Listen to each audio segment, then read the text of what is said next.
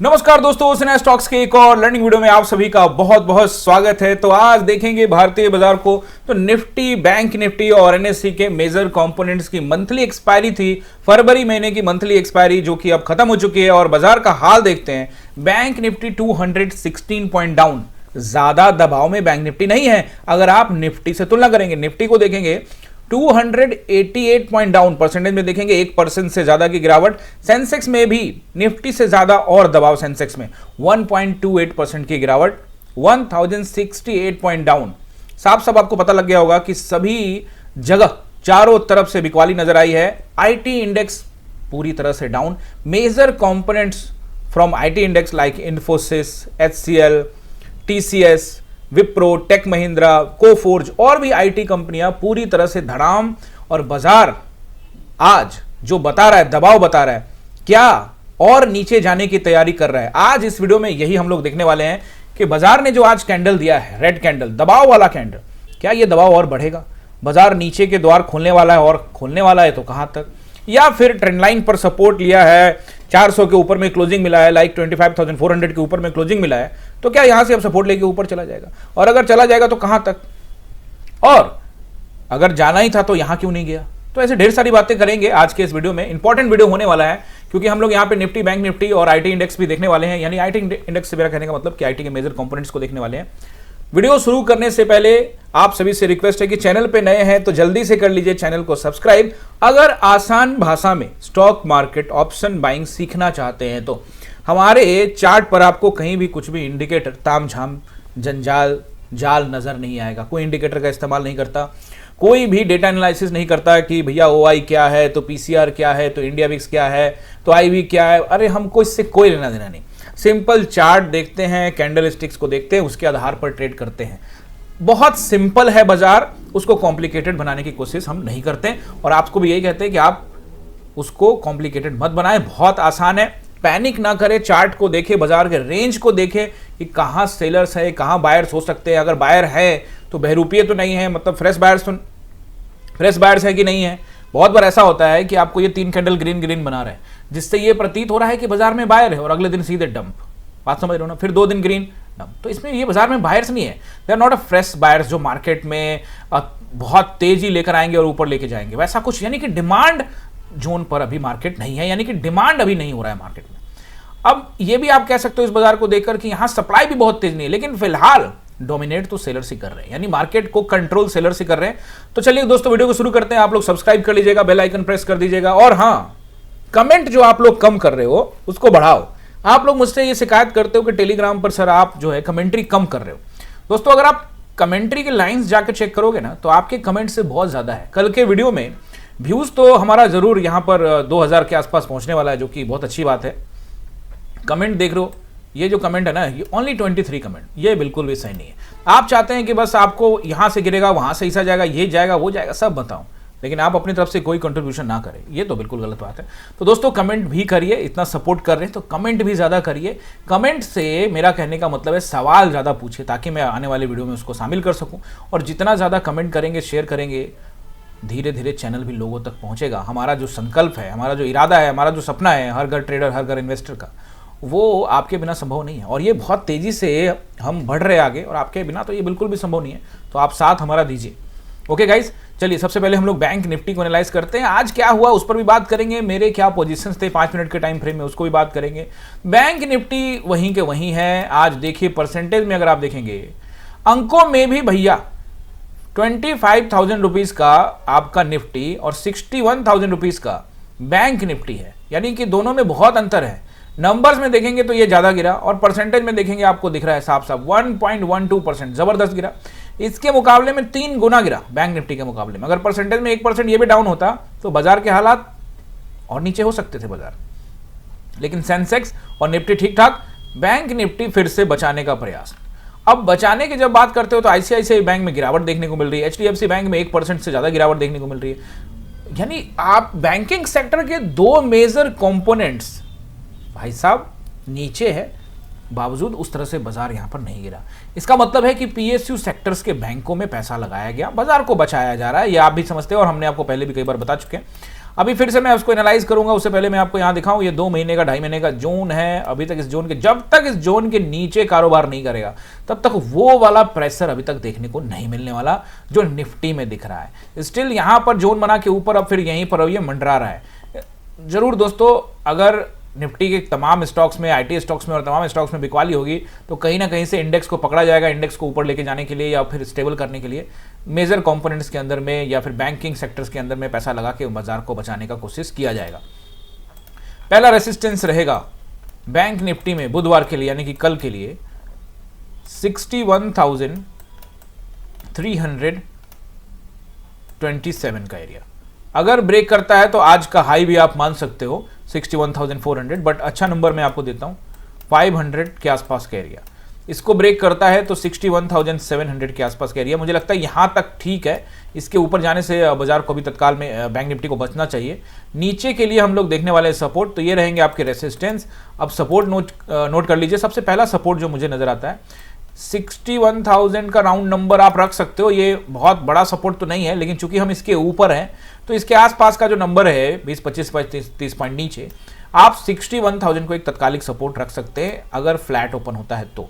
But अच्छा support क्या है? अच्छा सपोर्ट सबसे पहले आएगा 60,800 का एरिया और उसके बाद 60,700 का एरिया, जिसमें आप 40-50 पॉइंट नीचे भी रख सकते हो, यानी 680 तक का नंबर आप इसको ले सकते हो। ये दोनों एक ही चीज है, 700 से 680 का। ये रहेंगे दूसरा सपोर्ट बैंक निफ्टी के लिए। अगर ब्रेक करते हैं इसको भी तो हम निकल सकते हैं, एक आपको नंबर देता हूं, देखो 300 है अच्छा नंबर, लेकिन उससे पहले एक 400 पर मुझे तत्कालिक सपोर्ट दिख रहा है, तो वो भी नंबर नोट कर लीजिए। बट अच्छा सपोर्ट जो रहेगा ये रहेगा 300, और इसको ब्रेक करने की संभावना फिलहाल तो अभी नहीं लगती, लेकिन बहुत दबाव हुआ। क्यों दबाव की बात कर रहा हूं वो निफ्टी में एनालाइज करके बताऊंगा। तो फिर ऐसी स्थिति में बाजार जो है 60,000 की तरफ भी आपको जाता हुआ दिख सकता है, लेकिन इसके चांसेस कम है। यहां तक के चांसेस है, अगर दबाव होता है तो 60,300 के आसपास बाजार जो है जा सकता है, वहीं पर रुक सकता है। ऊपर और नीचे दोनों के मैंने आपको लेवल्स बता दिए हैं। अब आप पूछेंगे कि नीचे जाने की संभावना या ऊपर, तो निफ्टी एनालाइज करने के समय मैं आपको बताने वाला हूं। अब यहां पर एचडीएफसी बैंक को एनालाइज करते हैं। देखिए एचडीएफसी बैंक को एनालाइज करेंगे तो जैसा कि मैंने आपको कहा था ना कि वो लग रहा है आपको कि यहां से ऊपर जाएगा, लेकिन इसमें उतना दम नजर नहीं आ रहा। वंस अगेन ये टेस्टिंग करने के लिए 900 की तरफ आ सकता है और फिर उसको ब्रेक करता है तो फिर आप लॉक करिए 880 से लेकर 840 के नंबर्स भी आपको दिखा सकता है। इसका मतलब क्या कि और नीचे जाने वाला है, तो as an investor long term invest करने के लिए क्या ये कंपोनेंट सही है? Why not. बैंक निफ्टी में एचडीएफसी बैंक टॉप क्लास की कंपनी है और जरूर एक बहुत लंबे अरसे से देखेंगे आप यहाँ इस जोन में फंसी हुई है। आप इसको अगर आप चेक करते हो तो अप्रैल 2025 के आसपास से ये जोन है और बहुत लंबा जोन है, साल होने वाला है। पूरे बाजार में आप देखेंगे साल 1.5 साल से लगभग बाजार वहीं पे तो घूम रहा है, कहाँ बाजार ऊपर गया है।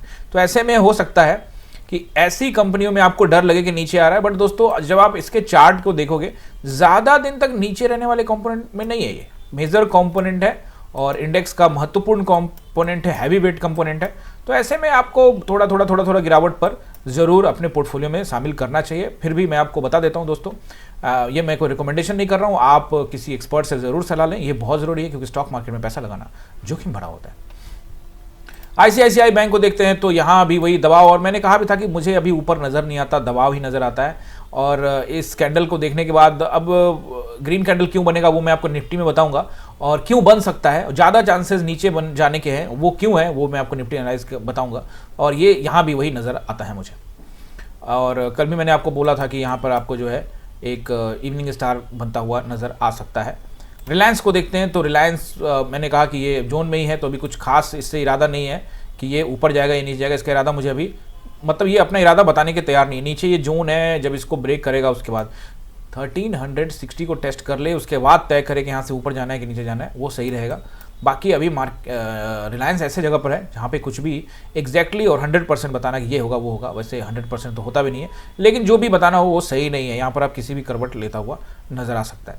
अब हम लोग निफ्टी को एनालाइज करेंगे, लेकिन उससे पहले जैसा कि मैंने कहा कि हम आईटी में थोड़ा सा देख लेते हैं। सबसे पहले यहाँ पर हम लोग देख लेते हैं इन्फोसिस को। देखिए इन्फोसिस ऐसी कंपनी है भारत की टेक में, आप देख लीजिए दूसरी बड़ी कंपनी है HCL के बाद, TCS के बाद इन्फोसिस। और इन्फोसिस में जो है दबाव लगातार बढ़ता जा रहा है। ये जो आपने देखा था 13 फरवरी को एक ज़बरदस्त यहाँ पर गैप डाउन हुआ था, और उसके बाद लेकिन ग्रीन कैंडल में क्लोज हुआ था, और यहाँ से लोगों को लगा कि अब बाजार ऊपर जाएगा, लेकिन देखिए वो वापस फिर से नीचे आ गया। यानी कि यहाँ दबाव जो है वो बहुत ज़्यादा है। बहुत सारे कंपोनेंट को जब एनालाइज करेंगे आप तो देखेंगे कि 7 अप्रैल 2025 7 अप्रैल 2025 को लगभग हर एक मेजर कंपोनेंट में अच्छे स्टॉक्स में बाइंग देखने को मिली थी पूरी दुनिया में, इंडिया में ही नहीं पूरी दुनिया में। इन्फोसिस ने उस 7 अप्रैल को जो बाइंग आई थी, जहां पर ये था 1200-1300 रुपए के आसपास में, वहां से देखिए 1700 रुपए का गया हाई लगा के, और वहां से बहुत तेजी से आप देखिए 10-15 दिन के अंदर में ये इस लेवल से यहां पहुंच गया, और स्टिल आप देखेंगे इसको 7 अप्रैल वाले कैंडल को ब्रेक भी कर दिया है। तो क्या यहां बहुत दबाव बढ़ चुका है? अगर आप ये पूरा जोन को देखोगे तो इस जोन में हमारी एंट्री 2021 में हुई थी, अप्रैल के आसपास में या फिर मार्च के आसपास में, और हम वहीं पर भटक रहे हैं। मतलब आप देखिए 2021 में, और बहुत लंबा कोरोना के 1 साल बाद से हम यहीं पर घूम रहे हैं, यानी 5 साल जो ऐसा कि हो चुके हैं, और ये यहीं पर एक जोन में है। तो ऑब्वियसली अगर ये जोन नीचे की तरफ टूटता है तो दबाव और बढ़ने की संभावना है, और यहां पर प्रॉफिट बुकिंग और बढ़ सकती है। लेकिन दोस्तों अगर ये कंपोनेंट ऊपर वाले जोन को हिस्से को तोड़ता है तो फिर यहां मौका नहीं देगा किसी भी रिटेलर्स के लिए। तो यहां पर बहुत सारे लोगों का सवाल होगा, हो सकता है कि वो सवाल इन्फोसिस से हो, टीसीएस से हो, विप्रो से हो, टेक महिंद्रा, एचसीएल टेक से, कोफोर से, या आईटी के किसी स्टॉक हैप्पीएस्ट माइंड से, डिक्सन से, या और भी कई तरह की जो कंपनियां हैं जो आईटी स्टॉक्स हैं, उसमें आपका सवाल होगा कि सर इसको कैसे देखें, क्योंकि आईटी में काफ़ी गिरावट हो रही है। तो मुझे लगता है कि आईटी में अपना बाइंग फॉर्मूला का, अगर आपको बाइंग फॉर्मूला का वीडियो नहीं मिला अभी तक तो आप जल्दी से जाइए हमारे चैनल पे और सर्च करिए बाइंग फॉर्मूला, आपको वीडियो मिल जाएगा। तो बाइंग फॉर्मूला का यहाँ पर हम वो फॉर्मूला लगाकर इसमें बाइंग कर सकते हैं। फिर से मैं वही आपको दोहरा दूं कि एक्सपर्ट सलाह जरूर लीजिएगा। और यहाँ पर बहुत सारे एक्सपर्ट जो पिछले कई सालों से कह रहे थे कि आईटी में बिकवाली आने की संभावना है, उनका ये मानना भी है। और कई तरह की चीज़ें हैं कि जैसे कि भारतीय आईटी कंपनियां एआई के साथ नहीं चल रही, लेकिन जो आईटी कंपनियां हैं सिर्फ भारतीय नहीं, जो दुनिया भर की दूसरी कंपनियां भी, वहाँ भी नेस्डेक में भी देखो अब थोड़ा सा गिरावट देखने को मिल रहा है, और कई नेस्डेक की ऐसी कंपनियां जो नीचे की तरफ झुकाव नजर आ रहा है। स्टिल मैं आपको एक चीज़ बता देता हूँ कि ये कंपनियों का जो नेटवर्थ है, यानी कि जो इसका वॉल्यूम है, पूरी दुनिया में एक छत्र राज है, ये कंपनियां थोड़ी देर के लिए नीचे रह सकती है, लेकिन इसका ऐतिहासिक चार्ट जब आप देखते हो तो ये कंसोलिडेशन फेज से गुजरती है। कई बार लंबा होता है, कई बार छोटा होता है, लेकिन फिर उसके बाद पीछे मुड़ के ये कंपनियां कभी देखती नहीं है और फिर ऊपर जाती है। तो मुझे लगता है कि ये सब चीज़ें अपॉर्चुनिटी है एज एन ऑप्शन बायर। हम तो ऑप्शन बायर हैं स्टॉक्स की तरफ से। अगर मैं आपको राय देता हूं तो उसका चार्ट ऑप्शन बाइंग की तरह नहीं होता, वो बिल्कुल डिफरेंट देखना पड़ता है। ऑप्शन बाइंग में हमको इंट्राडे के हिसाब से देखना पड़ता है, लेकिन चूंकि हम स्टॉक्स में जा रहे हैं तो हमको यहाँ पे लंबे अवधि का प्लान बनाना पड़ेगा। ऐसा नहीं कि 1 दिन 2 दिन 10 दिन 1 सप्ताह में बेचेंगे, वैसा कुछ भी सिचुएशन मुझे यहाँ पे नजर नहीं आ रहा। यहाँ पर मैं बस आपको इतना कहना चाहूँगा कि ये सारी कंपनियाँ जो आईटी की major company like TCS, Wipro, HCL Tech, ये सारी कंपनियाँ आपके पोर्टफोलियो में रहेंगी तो पोर्टफोलियो भी अच्छा रहेगा। नीचे आना ऊपर आना is the part of market. Retailers यहीं तो डरते हैं नीचे आ रहा है, और रिटेलर्स को फिर पैसे की जरूरत हो जाती है या कुछ भी ऐसा हो जाता है, और वो वहाँ से क्या करता है, एग्जिट कर देता है और फिर उनको निकाल कर ऊपर चला जाता है। इससे पहले भी इन कंपनियों में गिरावट देखने को मिली है, जैसे कोरोना में, या उससे और भी कई बार यहाँ पे आपको बड़े बड़े परसेंटेज में गिरावट देखने को मिले होंगे। कोरोना से पहले भी आप देखेंगे इसने यहाँ पर बहुत बड़ा गैप डाउन दिया था। मैं आपको दिखाता हूँ, ये इन्फोसिस का चार्ट देखिए। इन्फोसिस उस समय 845 पे, 845 पे, और गया था देख लीजिए 228 पे। देख रहे हो ना कितना जबरदस्त यहाँ पर जो है आपको गिरावट देखने को मिली थी, जबरदस्त 800 से सीधे 200। तो यहाँ पर भी बहुत तगड़ी दोस्तों जो है सो गिरावट देखने को मिली। तो कई बार ऐसा देखने को मिलता है 600 के आसपास में 228 पॉइंट डाउन हुआ यहाँ से 26-27%। यानी कि कई बार इस तरह का जो है सो कि माहौल बनता रहता है, लेकिन रिटेलर्स इसी में डर जाते हैं। आप इससे पहले भी देखेंगे यहाँ भी 20% के आसपास का गिरावट दिख रहा है इन्फोसिस में। तो चार्ट के पिछले हिस्से में जाएंगे ना तो आपको काफ़ी आइडिया लगेगा। इससे पहले देखिए यहाँ पर तो आप देखिए क्या ज़बरदस्त गिरावट है। यहाँ मुझे लगता है परसेंटेज में 30% से ज़्यादा ही होगा। ये देखिए 33% यहाँ पर 641 से सीधे के सीधे यहाँ पे 428 का भाव आ रहा है। इसका मतलब ये है कि पूरा टाइम जो है सो कि आप देखिए लंबा अवधि यहाँ पे 30% की गिरावट देखने को मिली, और वो भी मई से लेकर ये आपको अगस्त तक जो है सो कि नीचे रहा। तो कई बार जब आप स्टॉक्स को देखते हो तो आपको आइडिया लगता है कि कैसे स्टॉक मार्केट काम करता है, आप जो पास्ट चार्ट का एनालिसिस करते हो। इससे पहले भी यहाँ पे देखिए ये आपको दिसंबर 2010 में जब इन्फोसिस में गिरावट हुई थी तो काफ़ी लंबे कंसोलिडेशन फेज में देखिए 40% का करेक्शन। 2010 से 12-13 का एक लंबा फेज चला, लेकिन उसके बाद ये ऊपर चलता चला गया। ठीक है, अब आप एक नया चीज कह सकते हैं कि सर ये एआई का ये है वो है, उससे पहले भी सॉफ्टवेयर में बहुत कुछ नहीं थे, फिर अपग्रेड हुए, इन कंपनियों ने भी अपग्रेड किया है और आगे भी करेंगे। और मैं आपको वही बता रहा हूं कि जब ये कंपनियां बाउंस बैक करेंगी किसी को भी मौका नहीं मिलेगा। बशर्ते मैं आपको बस ये कह रहा हूं कि आप कभी इकट्ठा पैसा लगाने का सोचते हो तो मत सोचिए, बाइंग फॉर्मूला का इस्तेमाल करिए। तो दोस्तों थोड़ा सा मैंने आज आपको आईटी के विषय में समझाना था। ये सिर्फ मैं आपको इन्फोसिस का चार्ट लगा के दिखाया है। ये सारी चीजें आप चाहे तो टीसीएस, टेक महिंद्रा या फिर एचसीएल, विप्रो या फिर किसी भी आईटी कंपनी का चार्ट देखकर एनालाइज कर सकते हैं। यानी आईटी अच्छी कंपनियों में, पेनी स्टॉक से दूर रहो दोस्तों। अच्छी कंपनियों में आप लंबे अवधि तक निवेशित रहिए। स्टॉक मार्केट में वही पैसा लगाइए जिसको तात्कालिक रूप से आपको जरूरत ना हो, किसी से लोन लिया हुआ पैसा ना हो, या जो पैसा आपका डूब भी जाए तो आपको कोई दिक्कत ना हो, वही सब पैसा लगाया जाता है। हाँ, रिस्क तो लेना ही पड़ता है। अगर आपको लगता है कि नहीं मेरा डूब जाएगा, तो बैंकों में जो आपके पैसे जमा है, आपने अपने पैसे बैंक में डाल दिए और बैंक आपका पैसा स्टॉक मार्केट में डाल दिया। तो आपको डिसीजन लेना है। मैं तो आपको इस चैनल के माध्यम से सिंपल समझाने का कोशिश कर रहा हूं। अब बात यह आती है कि आप कहोगे कि बैंक में ये है वो है, उनका बहुत नॉलेज वाला बंदा है, वो सही से स्टॉक का चुनाव करता है। तो भैया वो भी तो इंसान ही है ना, बंदा ही है ना, तो आप भी इंसान ही बंदा हो, तो आप मेहनत करो। अगर आपको ये चीज करना है, यही चीज सीखना है, तो मार्केट आपको रिटर्न देगा, लेकिन सीखना पड़ेगा। तो आईटी के विषय में थोड़ा सा बता दिया। कंपनी चाहे कोई भी हो, यही फॉर्मूला लागू होगा। आज तमाम आईटी स्टॉक्स को देखोगे, लाइक एचसीएल वगैरह में, यहाँ पे इन्फोसिस वगैरह में तगड़ी गिरावट 6-7% तक की गिरावट देखने को मिली। दोस्तों ये सब होता रहता है, पार्ट ऑफ द गेम है, आपको घबराने की जरूरत नहीं है। बस बाइंग फॉर्मूला अपनाओ, थोड़ा थोड़ा खरीदो। इकट्ठा सारा खरीदोगे, अब मान लो इकट्ठा 1700 रुपये चल रहा था, यहीं पर सारा पैसा लगा दिया, तो अब ये डरेगा ना बंदा कोई भी। लेकिन अगर मान लो कि मैंने 1 लाख रुपए लगाना था, तो मैं यहां नहीं लगा के इसको अपने 1 लाख रुपए को 20 भागों में बांट दिया, 5-5 हजार करके खरीदो, तो ऐसे स्थिति में आपको डर लगेगा, क्योंकि एवरेज हो जाएगा, प्राइस भी अच्छा रहेगा और डर भी नहीं लगेगा। अब बहुत लोग कहेंगे कि सर देखिए हमने यहाँ 1 लाख यहीं से ऊपर भाग जाता तो 5,000 या 5,000 ही लगाते तो भाग जाता। यही तो है पैसे बचाने की कला। आप कमाने के पीछे लगे हुए हैं, हम बचाने का फॉर्मूला बता रहे हैं। बचाने का फॉर्मूला लगाओगे तो अपने आप कमाने का फॉर्मूला आ जाएगा। करके तो देखो, थोड़ा सा समय बिता के तो देखो। ऐसा करके रिसर्च किया आपने, या बस तुक्के मारते हो, यहाँ चला जाएगा, न्यूज़ देखते हो और बस यही। चलिए दोस्तों, हम अपने एनालाइज की तरफ आते हैं। आईटी के बारे में मैंने बात कर ली है। यहाँ पे बैंक निफ्टी का सपोर्ट एंड रेसिस्टेंस मैंने आपको बता दिया है और मेजर कंपोनेंट्स भी हम यहाँ पे देख चुके हैं। अब मुझे लगता है कि निफ्टी को देखने से पहले, सपोर्ट एंड रेसिस्टेंस बताने से पहले, यहाँ पे मैं आपको एक चीज क्लियर कर देता हूं। कल मैंने आपको कहा था कि यहां से मुझे एक इवनिंग स्टार, हालांकि मैं दोनों तरफ की बातें करता हूं, अब ये मैं 100% देखो यही होगा ऐसा मैं नहीं कहता, और मुझे कहना भी नहीं चाहिए, और किसी को भी ये नहीं कहना चाहिए। नहीं तो अगर आप इस तरह से प्रिडिक्शन करते हैं कि यही होगा, तो आप गैम्बलर क्रिएट कर रहे हो। आप खुद भी गैम्बलर हो और लोगों को भी गैम्बलिंग करने के लिए सलाह दे रहे हो कि देखो यही होगा, यही प्रिडिक्शन करो। बहुत लोग नीचे कमेंट करते हैं ना, पक्का बताइए कि यहां ऊपर जाएगा नहीं जाएगा। ये मैंने आज तक, आप देख लीजिए 4 साल से हम चैनल के ऊपर में वीडियो डाल रहे हैं, लगातार हमने कभी भी इस विषय में कभी नहीं बोला कि नीचे जाएगा ऊपर जाएगा। हमने दोनों चीजें आपको बताई। हाँ जरूर मैंने परसेंटेज के विषय में बात करी कि डाउन ज्यादा लगता है। जैसे कल भी मैंने बोला कि मुझे नीचे की तरफ नजर आता है, एक इवनिंग स्टार कैंडल नजर आता है, क्योंकि यही तो मेरा काम है ना आपको सिखाने का। दोस्तों कुछ लोग नीचे कमेंट कर रहे हैं कि आप सिर्फ लेबल्स देते हैं, ट्रेड नहीं करते। तो मैं उन सभी लोगों को कुछ खास कहना नहीं चाहता हूं।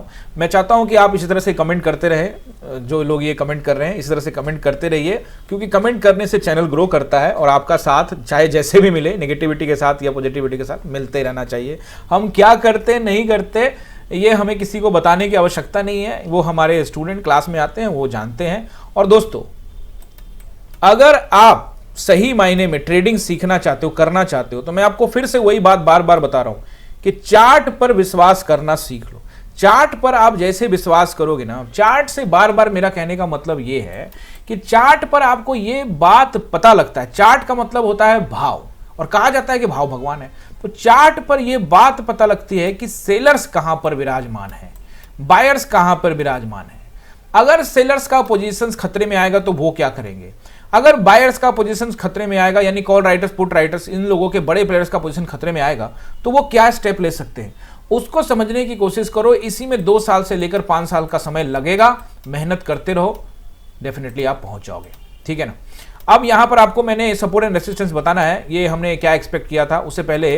अब देखो ये एक इवनिंग स्टार तो बन गया, इवनिंग स्टार बन गया है, तो क्या अब दबाव बढ़ेगा? तो इवनिंग स्टार के नीचे अगर क्लोजिंग मिल जाता है तो साफ साफ दबाव बढ़ने के चांसेस है। क्या लगता है बाजार देखकर? तो लगता यही है कि बाजार के जो चांसेस है वो नीचे के हैं। एक ही मात्र कंडीशन मुझे लगता है जिससे बाजार ऊपर जा सकता है। अभी टाइम हो रहा है 6 बजने वाले हैं, 4 मिनट रहता है, 6 मिनट रहते हैं अभी। तो हम इसको यहाँ पर SGX निफ्टी यानी कि गिफ्ट निफ्टी आपका देखते हैं। तो ये फ्लैट है, 46 पॉइंट ऊपर नीचे कोई मायने नहीं है, फ्लैट जैसा है। एकमात्र मुझे ऐसा संकेत लगता है कि शायद ट्रैप करने के लिए मार्केट ऊपर जाए। फ्रेश बाइंग के लिए अभी मुझे ऐसा चार्ट देखकर तो नहीं लग रहा है, लेकिन देखो मैं फिर से वो बार बार बात बोलना सही रहता है, नहीं तो एक तरफा एनालाइज है कि फ्रेश बायर्स मुझे यहाँ इंटरेस्टेड नहीं लग रहे हैं। लेकिन अगर कोई आ जाता है, कोई न्यूज़ जाता है, तो उसके विषय में मुझे जानकारी नहीं है। यानी कि इस बार दबाव जो है ज़्यादा, झुकाव 70% 80% नीचे की तरफ दिख रहा है। एकमात्र मुझे लग रहा है कि चूंकि अगर कहीं ज़्यादा लोग पुट साइड के लेके चले गए होंगे नेक्स्ट एक्सपायरी में, तो हो सकता है कि एक दिन उनको निकालने के लिए थोड़ा सा रेंज बाउंड करे, थोड़ा ग्रीन छोटा मोटा बनाए, तो कुछ ऐसा ही। मतलब बहुत ऊपर खींचने की मुझे संभावना नहीं लग रही है। नीचे अगर खींचता है तो वेलकम है। नीचे मुझे लगता है चार्ट देखकर भी ऐसा लग रहा है कि ये ब्रेक करने की संभावना है।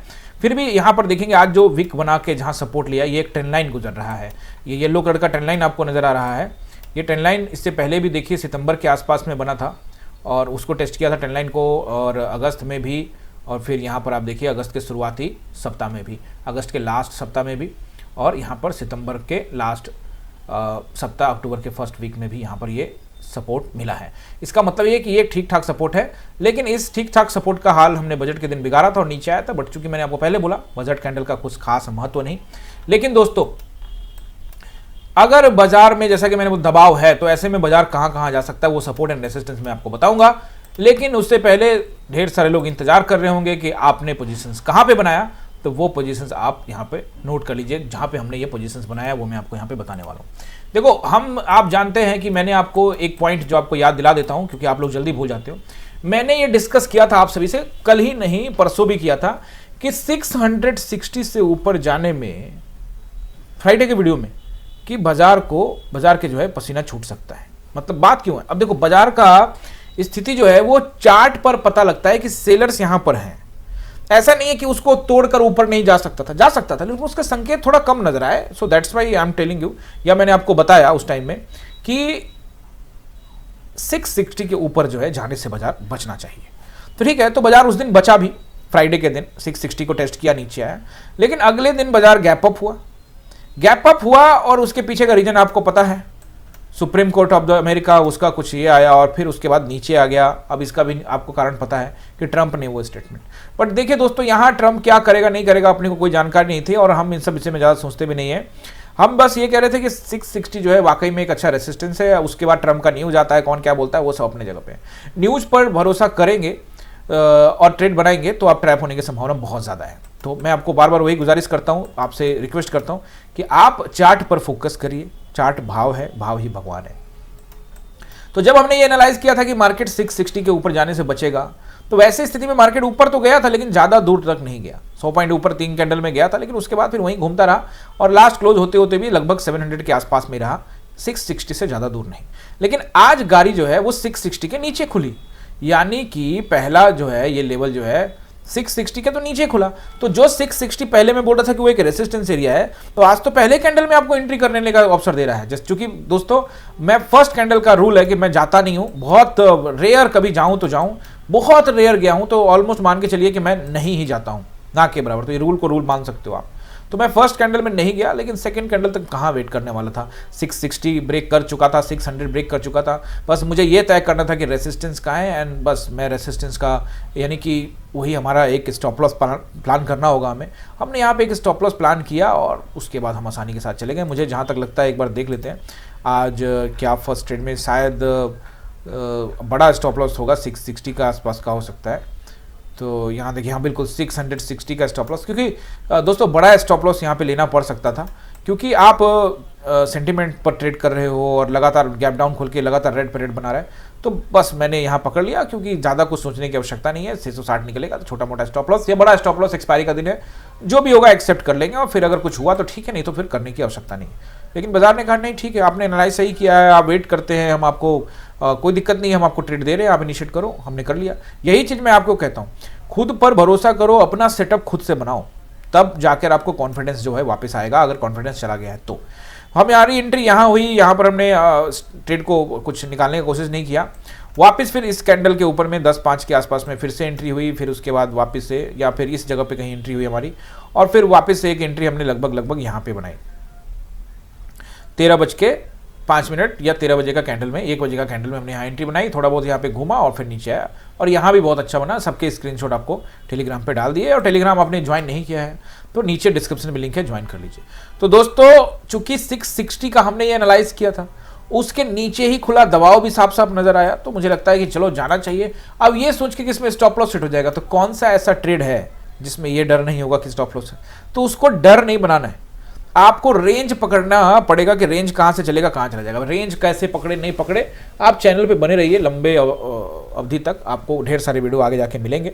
और दोस्तों आप इन सब सवालों से रिलेटेड हमारे 99 का जो क्लास है सिर्फ 99 रुपये देकर आप वो क्लास ज्वाइन कर सकते हैं। सैटरडे संडे का 1 महीने का क्लास चलता है, हालांकि लाइव क्लास में भी आ सकते हैं जो कि 9:15 से 3:30 तक चलती है, मंडे टू फ्राइडे। ऊपर स्क्रीन पे नंबर आ रहा है, उस पर कॉल करके जुड़ सकते हैं।